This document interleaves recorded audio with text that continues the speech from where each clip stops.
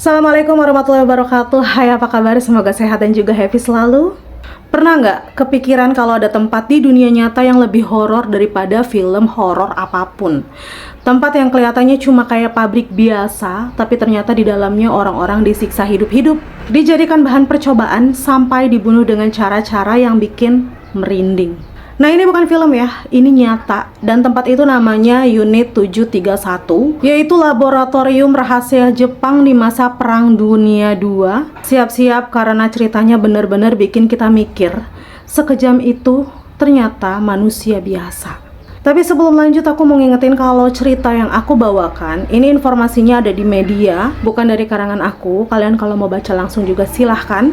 Tapi kalau mager bacanya ya udah duduk manis aja dan simak videonya sampai habis. Karena setiap kisah layak didengar, meskipun agak berisik.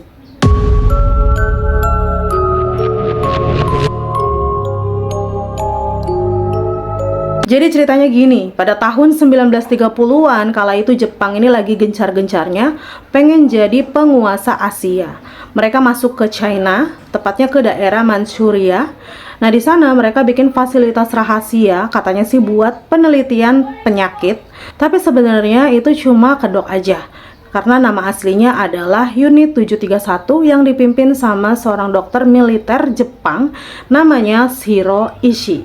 Shiro Ishii ini pinter, ambisius, tapi dingin banget. Obsesi dia tuh senjata biologis. Katanya kalau Jepang bisa bikin senjata tersebut, gampang lah buat menang perang. Akhirnya tahun 1936 berdirilah Unit 731 di Harbin, di China Utara.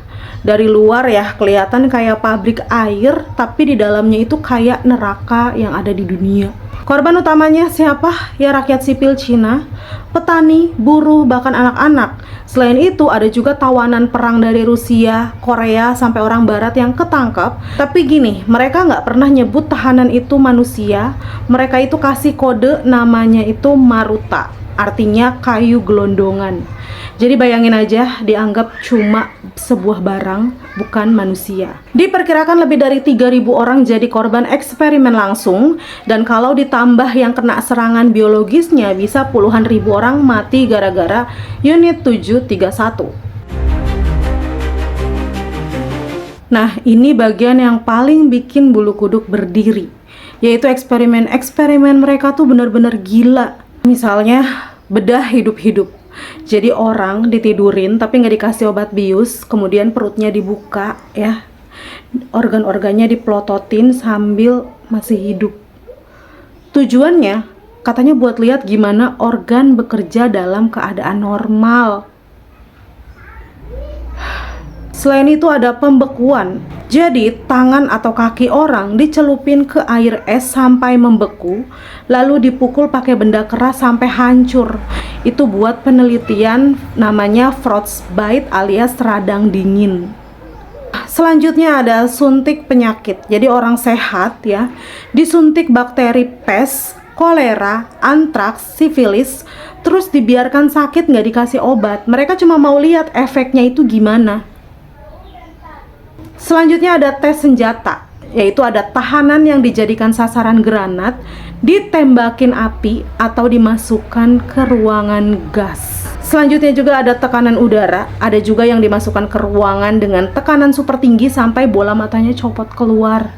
Nggak sampai di situ, ada lagi eksperimen kehamilan. Jadi ada perempuan yang sengaja dihamili, terus dijadikan kelinci percobaan untuk lihat penyakit itu nyebar ke janinnya atau enggak. Bayangin, semua itu dilakukan tanpa rasa bersalah, seolah-olah mereka lagi main eksperimen di laboratorium biasa. Yang bikin makin ngeri adalah setelah menyiksa orang-orang seharian, para dokter dan juga ilmuwan di Unit 731 ini bisa pulang ke rumah, makan malam sama keluarga, terus besok paginya balik lagi untuk menyiksa orang-orang. Seolah-olah itu adalah pekerjaan biasa. Jadi kayak lu pergi ke kantor, lu ngerjain sesuatu dan lu pulang, udah gitu. Sedangkan para tahanan, ini mereka hidup di sel sempit, nunggu giliran. Bayangin gimana rasanya tiap malam duduk dalam ketakutan, mikir besok gue diapain ya. Unit 731 ini bukan cuma nyiksa orang di dalam gedung ya, mereka juga nyebarin penyakit ke desa-desa. Caranya ini mereka bikin bom berisi kutu yang udah terinfeksi penyakit pes, terus dijatuhin dari pesawat ke kampung-kampung di China. Dan hasilnya ribuan orang mati kena penyakit, dan itu bukan kecelakaan, tapi memang sebuah eksperimen buat lihat seberapa efektif senjata biologis bisa bunuh massal. Jadi bisa dibilang unit 731 itu bukan cuma laboratorium neraka, tapi juga senjata pembunuh massal yang lagi nyamar. Pada tahun 1945 Jepang kalah perang ya, unit 731 buru-buru dihancurin, dokumen juga dibakar, gedung diledakin, dan para tahanan terakhir dibunuh semua biar nggak ada saksi hidup. Tapi rahasia itu nggak bisa ditutup rapat selamanya. Tentara sekutu akhirnya tahu ya.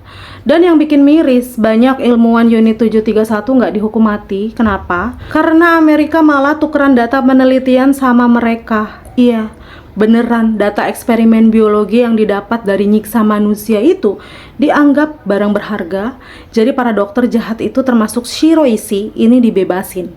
Ishii malah hidup nyaman, jadi dosen, kemudian pensiun, dan meninggal di usia tua. Nggak pernah sekalipun diadili.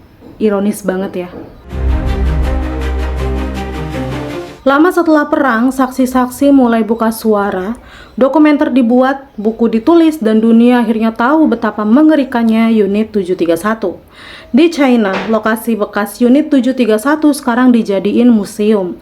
Supaya apa? Supaya orang-orang nggak lupa betapa kejamnya manusia kalau udah dibutakan ambisi. Sampai sekarang, unit 731 ini dianggap salah satu tragedi kemanusiaan paling parah sepanjang sejarah.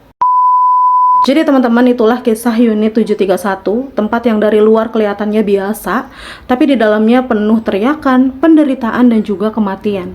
Cerita ini bikin kita sadar kadang musuh terbesar manusia adalah manusia itu sendiri. Semoga cerita ini bisa jadi pengingat jangan sampai sejarah kelam kayak gini terulang lagi. Kalau kalian ada pendapat atau pengen aku bahas kisah-kisah lain, tulis di komentar ya.